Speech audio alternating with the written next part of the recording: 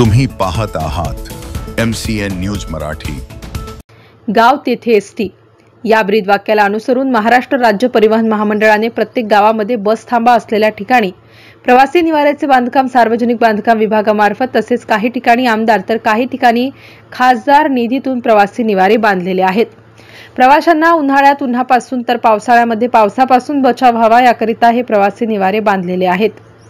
जामोद येथे सार्वजनिक बांधकाम विभागामार्फत गेल्या 25 ते 30 वर्षांपूर्वी प्रवासी निवारा बांधण्यात आला होता।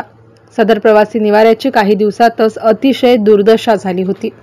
या प्रवासी निवाऱ्याच्या भिंती सुद्धा तुटफूट होऊन गायब झाल्या होत्या। सिमेंटची बसवलेली टिनपत्रे सुद्धा तुटफूट झाली होती।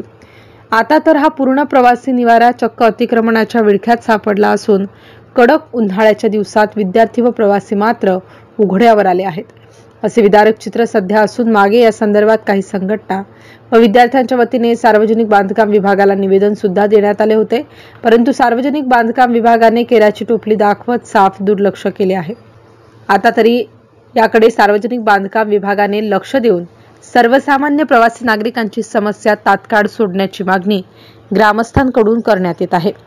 MCN न्यूज मराठी करिता आकाश उमाळे, जामोद।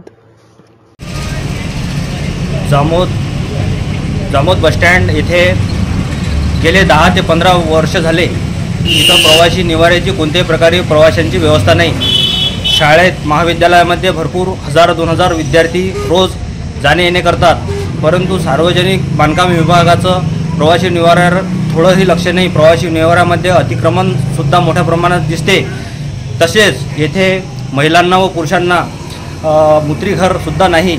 या सर्व समस्याचे तातडीने निवारण सार्वजनिक बांधकाम विभागाने करावे, अन्यथा जामोदवासीय लोकशाही पद्धतीने आंदोलन करतील।